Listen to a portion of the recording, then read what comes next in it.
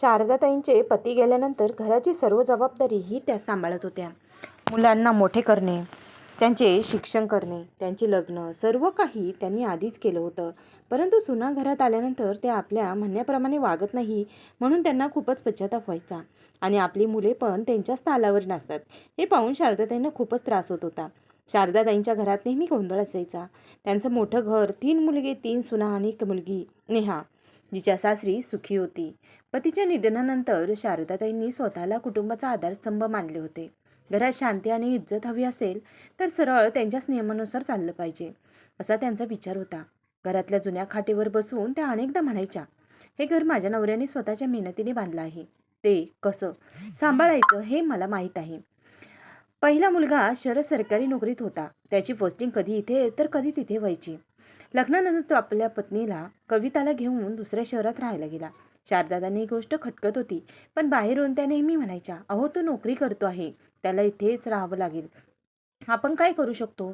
पण आतून कुठेतरी त्यांना हेच वाटायचं, मोठ्या सुनेनेच मुलाला वेगळं केलं आहे. दुसरा मुलगा रेतेचा स्वभाव वेगळा होता, कमी बोलणारा पण समजूतदार आणि वेळेनुसार चालणारा होता. त्याने नैनाशी लग्न केलं.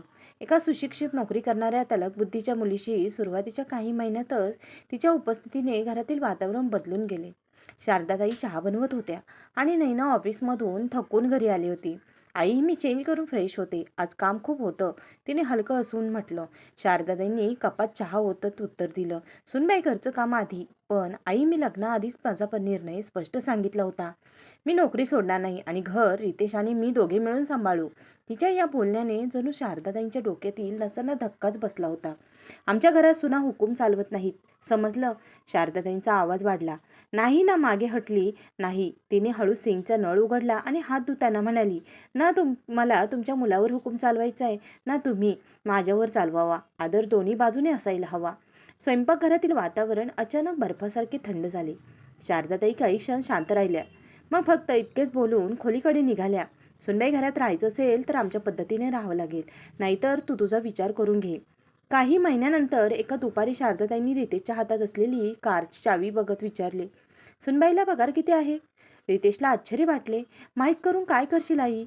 काय म्हणजे? घर खर्च तर सुनबाईनेही द्यायला पाहिजे. जर ती नोकरी करते तर सगळे पैसे स्वतःकडे का ठेवते? रितेश थोडे जपूनच म्हटले, आई आम्ही दोघे मॅनेज करतो, ते नाही का कळत तुला? नाही ना. ड्रॉइंग रूममध्ये आली. तिचा आवाज अगदी स्थिर होता. ती म्हणाली, माझा पैसा माझा आहे. मी तो माझ्या आईच्या उपचारासाठी, माझ्या गरजांसाठी खर्च करते. तुमच्या खर्चासाठी पैसे तुमची मुलं देतील, मी नाही. शारदाताईंचा चेहरा पांढरा पडला.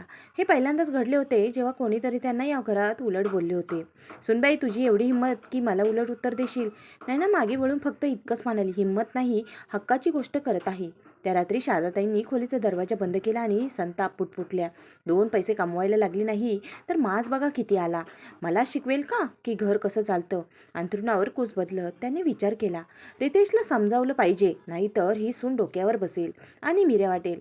दुसऱ्या दिवशी सकाळी नाश्त्याच्या वेळी शारदाताईने रितेशला हळू आवाजात म्हटलं, रितेश, तुला समजत नाही का? तुझ्या बायकोच्या वागण्यावरून असं वाटतं की एक दिवस तुझी बायको आपलं घर तोडेल. आत्ता समजून घे, नाहीतर एक दिवस पश्चाताप करशील.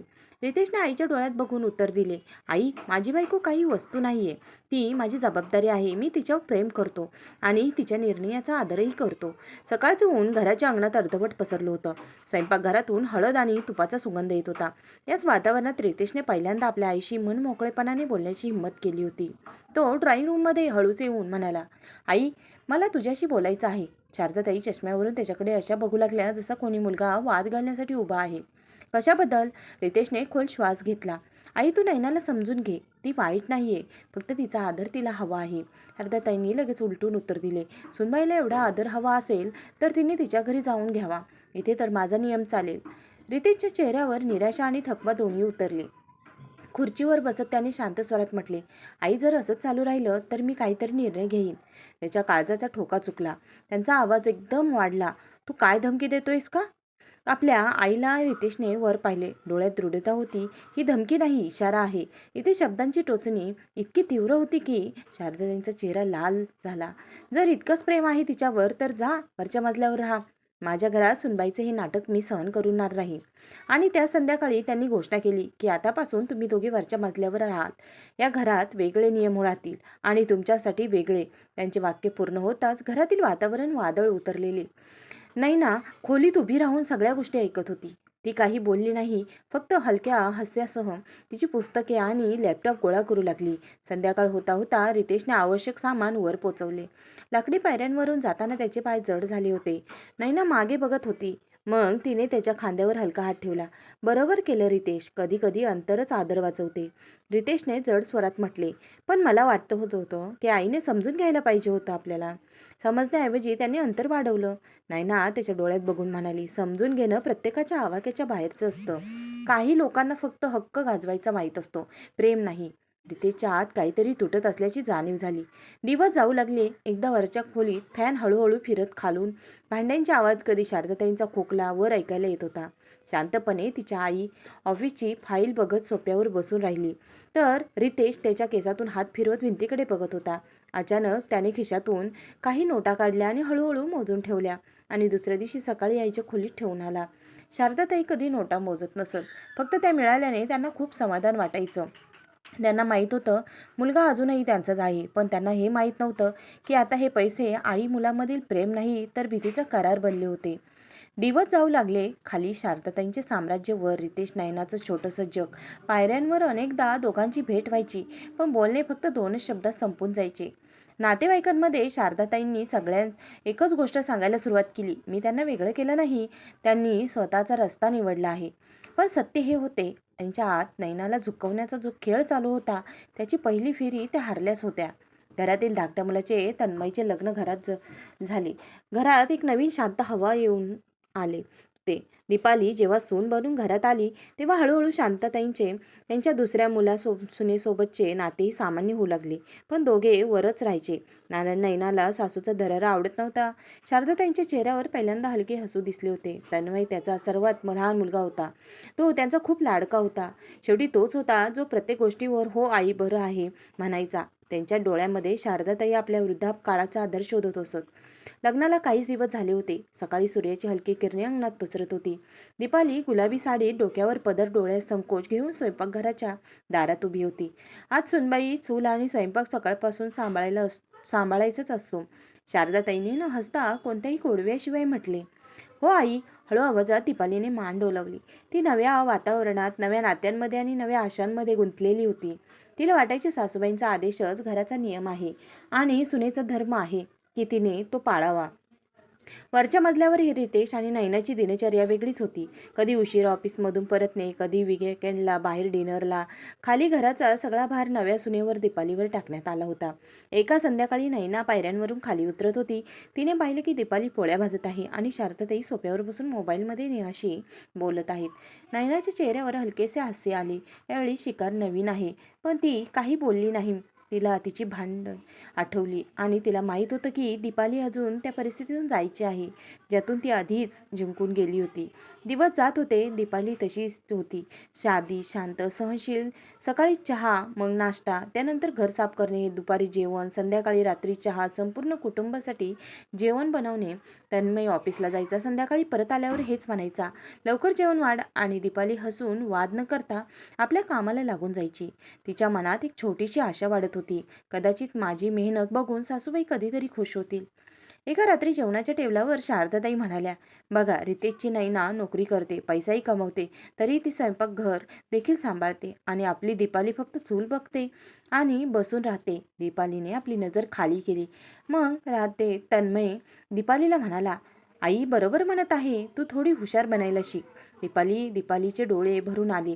प्रयत्न तर करतच आहे, फक्त कदाचित मी इतकी हुशार नाहीये जितकी तुमच्या आईला हवी आहे. तन्मयने शांतपणे लाईट बंद केली. वेळ जात गेला आणि घरात एक विचित्र स्थिरता तयार झाली. वर नैनाचे स्वाभिमानी जग, खाली दीपालीचे सहनशील जीवन.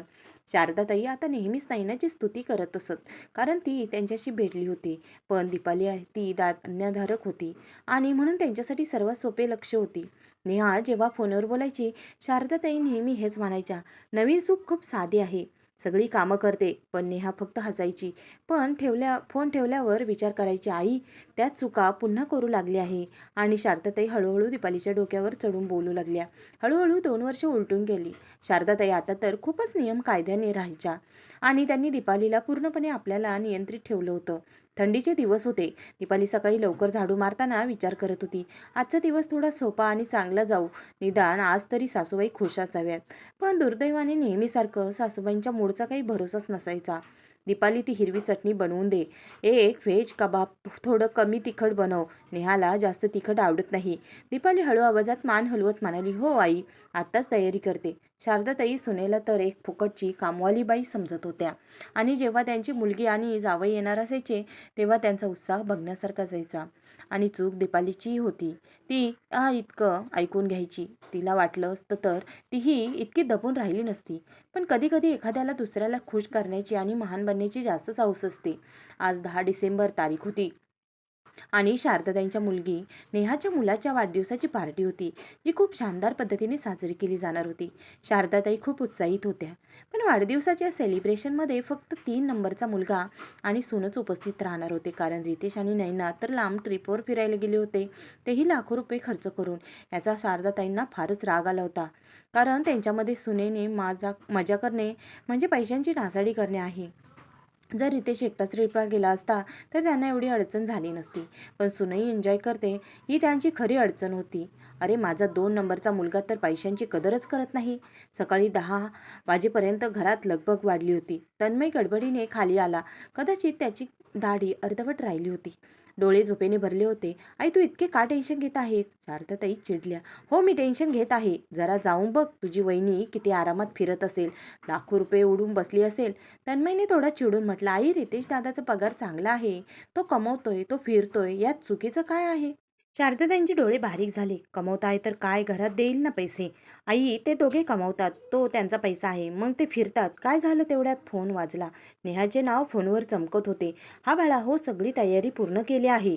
तू काळजी करू नकोस. काही वेळ ऐकून त्या थोड्या हसल्या. अरे नाही नाही, रितेश आणि नैना तर मोठे लोक आहेत. त्यांना तर बाहेर फिरायचं आहे. त्यांना काय देणं घेणं माझ्या मुलीचं. तन्मय आपल्या डोक्यावर हात ठेवला. आई हे बोलणं तू फोनवर का बोलत आहेस? शारदाताईंनी उलट म्हटले. बाळा ती तुझी बहीण आहे. मी काहीतरी तर बोलेनच ना. शेवटी तिलाही कळायला हवं की तिच्या आईच्या घरात काय काय गोष्टी घडत आहेत. 4 वाजता शारदाताईंनी हुकूम देणं सुरू केलं. दीपाली ड्रेस घाल, तो जो गेल्या महिन्यात खरेदी केला होता. आणि हो त्यावर हलकी इस्त्री करून ठेव.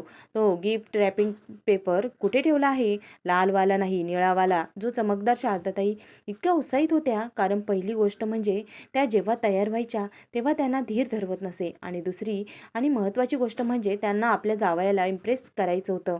त्यासाठी त्या सोन्याची जाड चैन आपल्या नातवाला घालणार होत्या. ती चैन सगळ्यांच्या नजरेत यावी. त्यांची 5 वाजता तयारी झाली. पटापट स्वयंपाकघरातील कामं संपून दीपाली आपल्या खोलीत धावत गेली. दीपालीने घाईघाईत हात तोंड धुतले. कपाटात पाहिले तर त्या जुन्या साड्या होत्या. शेवटी तिने हलका क्रीम रंगाचा ड्रेस काढला. लगेच कपडे बदलले. टिकली लावली. ओठावर थोडासा लिप बाम, डोळ्यात लायलायनर. इतकंच की चेहरा थकलेला दिसू नये. मनात घाई गडबड. तेवढ्यात बाहेरून तन्मयचा आवाज आला. अगं दीपाली, किती वेळ लागणार आहे तुला? लवकर ये, आधीच उशीर होतोय. त्यांच्या आवाजात चिडचिड कमी होती. दीपालीने उत्तर देण्यासाठी ओठ उघडले होते की त्याआधी शारदाताईंच्या किंचाळणाऱ्या आवाजाने संपूर्ण घर हलवले. स्वतःच्या माहेरी काम असतं तर लगेच तयार झाली असती. दीपालीचे मन नाराज झाले. तिने हे वाक्य 100 वेळा तरी ऐकले असतील. पण इथे कार्यक्रम माझ्या मुलीच्या घरी आहे म्हणून ही मुद्दाम उशीर करू लागली आहे. ती तयार झाली होती. आता फक्त ओढणी घ्यायची होती की अचानक तिची नजर ओढणीवर पडली. ओढणीचे अर्धे किनार काळी पडली होती. इस्त्रीच्या गळण्यामुळे कापड अकसले होते. खोलीत अजूनही हलका हलका वास येत होता. तिने एका क्षणाला डोळे बंद केले, जसं कोणीतरी तिच्या डोक्यावर आणखी एक कोंज ठेवलं होतं. आता मी काय करू? आणि तिच्याकडे दुसरा कोणताही ड्रेसच नव्हता, कारण शारदाताई तिला कधी ड्रेस घालायला देतच नव्हत्या किंवा जास्त खरेदीही करायला देत नव्हत्या. तिचे ओठ चुकले होते. तिला माहीत होतं ओढणीशिवाय बाहेर जाणं म्हणजे संपूर्ण पाठी चेष्टा करून घेणं, आणि तिच्याकडे दुसरी कोणती ओढणीही नव्हती. तेवढ्यातच दरवाजा धाडकन उघडला. तन्मय खूप रागात आत आला. त्याच्या आवाजात खूप चिडचिड होती. काय आहे दीपाली, तू अजूनही तयार झाली नाहीस? त्याने घड्याळ दाखवत म्हटले. आई बाहेर वाट बघत आहे. बिचारी नेहाही तिथे आपली वाट बघत असेल. दीपालीने तुटक शब्दात उत्तर दिले. तिच्या हातात तीच जळालेली ओढणी. मी काय करू तन्मय? तन्मय फक्त एक नजर टाकली आणि कपाळ धरलं. अरे देवा, तू इतकी निष्काळजी कशी असू शकतेस ग? त्याने ओढणी एका झटक्यात सोडली. तसं कोणती तरी गहाण वस्तू आहे. जाऊन लवकर दुसरं काहीतरी घाल, दीपालीने थकलेल्या आवाजात म्हटलं. पण काय घालू? आणि मग सगळं मॅचिंग ज्वेलरी काढावी लागेल. माझ्याकडे चांगला ड्रेसही नाहीये. तन्मय काही बोलण्यापूर्वी शारदाताई दबदबा दाखवत खोलीत दाखल झाल्या. अरे चालायचं नाही का? तुम्हा दोघांना आधीच उशीर होतोय. आणि मग त्यांची नजर दीपालीच्या हातावर खेळली. त्यांनी जळालेली ओढणी पाहिली. बस एवढंच पुरेसं होतं. बस सुरू झालं हिचा तमाशा का? प्रत्येक वेळी तू हेच नाटक करतेस. तुला माहीत नाही का आज कोणाच्या घरी जायचं आहे? ते माझ्या मुलीचं घर आहे आणि तू अशा फाटलेल्या जुन्या कपड्यांमध्ये येणार का? दीपाली शांत होती, जसं कोणी न्यायालयात उभा असलेला अपराधी असावा. तन्मयने हिंमत करून म्हटले, आई ओढणी जळाली आहे तर. पण शारदाताईने त्याला मध्येच थांबवले. तू गप्पा बस. तुझी बायको काहीच करू शकत नाही ना? नीट कपडे ठेवता येत ना? इस्त्री करता येत ना? घर सांभाळता येतं? जळालेली ओढणी तर एखादा पुरावा बनवून हवेत हलवत बोलत होत्या. एक दिवसही असा गेला नाही की जेव्हा कुठेतरी जायचं असेल आणि हिने तमाशा सुरू केला नसेल. आता चांगल्या शुभकार्यासाठी जात आहोत तर अडचण करून ठेवली. आई, दीपालीने स्वतःला सावरत म्हटले. पण आई, मी जाणून बुजून तडीक न केली, जळवली आहे ओढणी. आता माझ्याकडे दुसरा ड्रेस असता तर लगेच घालून आले असते. पण तुम्हीही मला कधी काही घेऊ देत नाही. आणि त्या दिवशी मला तो ज्वेलरी सेट आवडला होता, पण तुम्ही मला पैसे देण्यास नकार दिला. मुलासमोर आपले रहस्य उघड होताना बघून सासूबाई दीपाली ओरडत म्हणाल्या, हो तर पैसे काय झाडावर उगतात? काय तुझ्या माहेर गेली होतीस तेव्हा घेऊन यायचं ना? तिथून काय एवढं सगळं तुझ्या माहेरच्यांना दिसत नाही? आणि दुसऱ्या दिवशी मी तर तुला घेऊनच जात होते ना बाजारात. पण आता तुझे कामच पूर्ण होत नसतील तर मी तरी काय करू? त्याला नाटक करायचं आहे तो तर कुठूनही काहीही नाटक करतो. दीपालीचा कंठ एक क्षणाला दाटून आला. डोळे पाणावले. आई, प्रत्येक गोष्टीत माहेरला का ओढता? तन्मयने गोष्ट सावरत म्हटले. ठीक आहे आई. दीपाली, तू फालतू बोलू नकोस. लवकर तयार हो. मी तोपर्यंत कॅब बुक करतो. तन्मयचं बोलणं ऐकून शारदाताई मोठ्याने ओरडल्या. हो, आम्ही तर फालतूच बसलो आहोत ना. अजून खूप वेळ वाया जाईल. राहू दे हिला इथेच. प्रत्येक वेळेस नाटक आता चालणार नाही. जेव्हा घरात बसून बसून डोक्यात चढेल तेव्हा कळेल की लोक किती मेहनतीने पैसे कमावतात. त्यांच्या आवाजात इतकं विष होतं की दीपालीचं काळीज धस झालं. दीपालीने स्वतःला सावरत फक्त इतकंच म्हटलं, आई, मी पण. शारदाताईने दिला पूर्ण बोलू न देता लगेच मोठ्या आवाजात थांबवली. बंद कर हे स्पष्टीकरण देणं. तुला कोणाला ऐकवायचं नाहीये तुझं फालतू नाटक. बोलणं तन्मय फोन उचलू म्हणाला. हॅलो. हो नेहा, बस निघत आहोत. शारदाने थंड पण टोचणाऱ्या नजरेने त्याला पाहिलं. बोल बोल, बहिणीला सांग ना तुझ्या बायकोचे कारनामे. तन्मय गप्प राहिला, कारण नेहाचा आवाज फोनमधून स्पष्ट ऐकू येत होता. दादा सगळे तुमची वाट बघत आहेत आणि तुमच्याबद्दल विचारतच आहे. लवकर या ना. शांतताईंनी मोबाईलवर वाकून मोठ्याने म्हटले. बस निघतच आहोत. हो, तुझी वहिनी आज घरीच राहील. तन्मयने एका क्षणाला आईकडे रोखूनच पाहिलं, जसं त्याला खूप काही सांगायचं होतं. पण मग ते शब्द तिथेच विरून गेले. त्याने घराबाहेर पाऊल टाकले. चला आई. दीपाली दारावरच उभी राहिली. दीपालीने हळूच खोलीचा दरवाजा बंद केला. बाहेर गाडीच्या इंजिनचा आवाज आला. हळूहळू दूर जात राहिला आणि घराच्या प्रत्येक कोपऱ्यात अचानक शांतता पसरली. त्या शांततेत तिच्या डोळे दसरू भरत होते. आजही तेच झालं. आजही तिला मागे सोडलं गेलं. तिच्याही भावनांना काही महत्त्व आहे असं कोणाला वाटलंही नाही. ती पलंगाच्या कडेला बसली. तिचे हात अजूनही ओढणीच्या त्या जळालेल्या कोपऱ्याला कुरवाळत होते, जसं तिला आठवण करून देत होते की तुझी लायकी हीच आहे. पण तिच्या मनाला माहीत होतं की चूक तिची नाही. शांत श्वास घेताना तिच्या मनात तीच चित्रे उभी राहिली. शारदाताई दोन मोठ्या सुनांसमोर किती गोडगोड, किती मऊ आणि किती सभ्य वागतात. पण साधी भोळी, कमी बोलणारी, शांत स्वभावाची मुलगी ना. नोकरी ना पैसा ना माहेरी. सामान्य शारदाताईच्या दृष्टीने ती सर्वात सोपी आणि साधी भोळी शिकार होती. हळूहळू तिच्या मनात त्या गोष्टी उघडू लागल्या ज्या कदाचित ती कधी कोणाशी बोलू शकली नाही. दीपालीच्या डोळ्यात अश्रू आले. प्रत्येक वेळी तिची किंमत कमी केली जात होती. एक तर इतकं साधं राहण्याचेही परिणाम मिळत आहेत आणि तिच्या चांगुलपणाचा फायदा सासूबाई घेऊ लागल्या आहेत. प्रत्येक छोट्या गोष्टीसाठी ती लाचार होत आहे. तन्मय आपला पूर्ण पगार आपल्या आईच्या हातात ठेवायचा. दीपालीच्या हातात काहीच देत नसे. आई, थोडे पैसे द्या ना, काही घ्यायचं आहे, ती हळू आवाजात बोलायची. तेव्हा शारदाताईंचे उत्तर बाणासारखे टोचायचे. माझ्याकडे फालतू खर्चासाठी पैसे नाहीत. आपल्या माहेरून घेऊन ये. आणि मग जसं त्या जखमेवर मीठ चोळायच्या. आपल्या माहेरातून काही घेऊन आली नाही आणि वरून खर्चालाही पैसे माझ्याकडूनच मागत आहे. दीपालीच्या मनात ओरड उठायची. मी कधी काही मागितलं तरी आहे का? असो, कशीबशी रात्र गेली. पण रात्री तिने एक निर्णय घेतला की आता मी स्वतःला बदलेल. तिला माहीत होतं की तन्मय तिला समजून घेईल, म्हणून आता ती दबून राहणार नाही आणि आपला हक्क घेऊन मग त्यासाठी तिला थोडं वाकडं वागावं लागलं तरी चालेल. सकाळचे 7 वाजले होते. घरचे स्वयंपाकघर शांत होते. चहाचा सुगंधही आला नव्हता. वरून शारदाताईंचा आवाज घुमला. अरे, आज चहा मिळणार आहे की नाही माहीत नाही. कुठे गेली ही कामचोर? नशीबच खराब आहे माझं.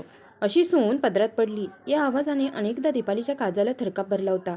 पण आज ती स्थिर होती. काही वेळाने तिच्या खोलीचा दरवाजा उघडला. दीपाली बाहेर आली. केस व्यवस्थित बांधले, हलका मेकअप, स्वच्छ साडी आणि खांद्यावर एक मोठी बॅग. तिच्या चेहऱ्यावर एक शांत आत्मविश्वासपूर्ण तेज होतं. शारदाताई तिला पाहतच मोठे डोळे करत म्हणाले, एवढे सकाळी सकाळी कुठे नटून तुटून निघाली आहेस गं? अजून काय मी चहाही घेतला नाही. घरचं काम कोण करणार? आधी दीपाली गप्प बसायची, गयावया करायची, स्पष्टीकरण द्यायची. पण आज तिने हळूच हसून उत्तर दिले, सासूबाई, माहेरी चालली आहे कपडे खरेदी करण्यासाठी. आई म्हणाली, तुझ्या इच्छा पूर्ण करून घे. तर बस तिथेच चालली आहे. 2-4 दिवसांनी येईल. नाही कदाचित 10-12 दिवसांनी. शारदाताईंचा चेहरा असा फिका पडला जसं कोणी त्यांच्या पायावर दगडच मारला असावा. काय 10 दिवस? जिथे जायचं आहे तिथे जा. पण त्यांनी मोठ्या आवाजात म्हटले, पण आधी घरातील कामं करून जा आणि 1 दिवसही थांबण्याची गरज नाही. कपडे खरेदी करून सरळ परत ये. दीपालीचं हसू जराही कमी झालं नाही. तिने मान वर करून त्यांच्या डोळ्यात पाहिलं. ते डोळे यापासून ती नेहमी वाचत आली होती. सासूबाई, आज मी चहा नाश्ता बनवणार नाही. दीपाली सासूबाईंचं बोलणं मध्येच थांबवत ही गोष्ट जाणून तन्मय समोर बोलली. तर असं आहे की जेव्हा सगळं काही मला माझ्या माहेरकडून घ्यायचं आहे तर कामही माहेरच्यांचंच करेल ना. आता जेव्हा तुम्ही सासू आणि पती फक्त नावाचे आहात तर मीही पत्नी नावाचीच राहील ना. आता तुमची तर लायकी नाही आहे माझ्यासाठी काही खरेदी करण्याची, तर मला त्यांच्याकडे जावं लागेल. तुमचं घर आहे, तुम्ही लोक करा तुमच्या घरातील कामं. सासूबाईंनी रागात तन्मयकडे पाहिलं. अरे, गप्प का बसला आहेस? हिची अक्कल ठिकाण्यावर आण. पण तन्मय ही नजर खाली करून बसला होता. अरे, तू काही बोलत का नाहीस? तन्मय, काय बोलू मी तर कालही काही बोललो नव्हतो, आजही काही बोलणार नाही. मला तर दीपालीचं बोलणंही चुकीचं वाटत नाहीये. आई, तू असं का करतेस? तन्मय म्हणाला. तर शारदाताई त्याला ओरडत म्हणाल्या, तर तुला तुझी आई चुकीची वाटत आहे? तन्मयने हाऊस म्हटलं. अवळी आणि मान खाली केली नाही. डोळे थेट आपल्या आईकडे रोखले. नाही आई, तू तर चुकीची नाही आहेस. शारदाताईंच्या चेहऱ्यावर एक विजयी हास्य आले, जसं त्या पुन्हा जिंकल्या होत्या. पण पुढच्या क्षणी तन्मयच्या दुसऱ्या वाक्याला त्यांच्या हास्याला गोठवून टाकले. चुकीचं तर मी आहे. खोली शांतता पसरली. दीपालीने लांबूनच श्वास रोखला. तन्मय पुढे म्हणाला, मी हे विसरलो होतो की मी विवाहित आहे. माझ्या पत्नीलाही खर्चासाठी पैशाची गरज पडत असेल तर मला माझ्या पैशाचा काही भाग तिच्या हातातही द्यायला हवा होता. तन्मयचे डोळे पाणवले होते. आणि मी नालायक पूर्ण पगार तुझ्या हातात आणून देत राहिलो कारण तू तिच्यासोबत मुलीसारखं वागशील हा विचार करून. पण तू तर तिला प्रत्येक गोष्टीसाठी लाचार बनवलं. आई, दीपालीच्या हातातील बांगड्या हळूच वाजल्या. तिने डोळे बंद केले. हे प्रेम नाही, हे तिच्यासाठी पहिल्यांदा उभी राहिलेली ढाल आहे. शारदाताई रागात उठून उभ्या राहिल्या. अरे, ही सुनबाई काय काय भरते आहे तुझ्या डोक्यात? मी काय वाईट केलं आहे हिच्यासोबत? तन्मयने थेट आईकडे पाहिलं आणि बोलला, चूक दीपालीची नाही, चूक तर माझी आहे. माझी होती आई. मी गप्प होतो, पण तुला पाहुणी समजून तिच्या प्रत्येक हक्कावर टाळ लावलं. शारदाताई शांत झाल्या. त्यांच्या डोळ्यात पहिल्यांदाच भीती आणि हार होती. त्यांना बोलायला शब्दच मिळत नाही. त्यांना उत्तर मिळालं नाही कारण आज मुलगा सुनेसाठी नाही तर न्यायासाठी बोलत होता आणि त्याच दिवसापासून बदल झाला. पुढच्या महिन्यात तन्मयने पूर्ण पगार शारदाताईंच्या हातात ठेवला नाही. त्यांच्या हातात फक्त एक छोटासा भाग दिला. फक्त त्यांच्या खर्चाचा बाकी सगळा पगार थेट दीपालीच्या हातात दिला. तिची बोट थरथरली होती कारण तिने कधीच एवढ्या पैशांना स्पर्श केला नव्हता. पण तिच्या डोळ्यात पहिल्यांदाच आपलेपणा होता. हळूहळू घरातील प्रत्येक खर्च, प्रत्येक बिल, प्रत्येक रेशन, प्रत्येक गरज दीपालीने आपल्या पद्धतीने सांभाळून घेतली. ती जी कालपर्यंत साडी आणि ओढणीसाठी तळमळत होती, आज पूर्ण घराचा हिशोब सांभाळत होती. शारदाताई फक्त लांबूनच बघत राहिल्या. त्यांच्या चाली त्यांच्यावरच भारी पडल्या. त्यांचा हस्तक्षेप तुटला. त्यांची पकड ढिली झाली आणि दीपालीचा हा फक्त तिचाच विजय नव्हता, हे तिच्या अस्तित्वाचे पुरण आगमन होते. तसेच बघायला गेले तर शारदाताईंना कोणतेच कमी नव्हती. मोठा मुलगाही काही पैसे नेहमी पाठवायचा, रितेशही पैसे द्यायचा, पण जाणून बुजून ते सुनीलला त्रास देऊ इच्छित होत्या. आता तन्मयही त्यांच्या खर्चापुरते पैसे त्यांना देत होता. त्यांनी मुलांनी दिलेले पैसे त्यांच्यासाठी पुरेसे होते, पण तरीही त्या आनंदाने राहत नव्हत्या. त्यांना तर पाहिजे होतं की त्यांनी सगळ्यांच्या आयुष्याला आपल्या नियमानुसार दाबून ठेवावं, पण आता हे होणार नव्हतं. आणि मुलीला जास्त प्रमाणात मान देऊन सुनेचा अपमान करतात. सासूने सुनेला इतकंही कमी लेखू नये की तिच्या नजरेतून त्यांचा आदर कमी होईल. अनेक सासा आपल्या सुनांना गरीब घराण्यातील असतील तर कमी लेखतात, पण हे असं करणे चुकीचे आहे. तर तुम्हाला काय वाटते ते कमेंट करून नक्की कळवा. तर मित्र आणि मैत्रिणींनो, तुम्हाला आजची कथा कशी वाटली ते कमेंट करून नक्की कळवा.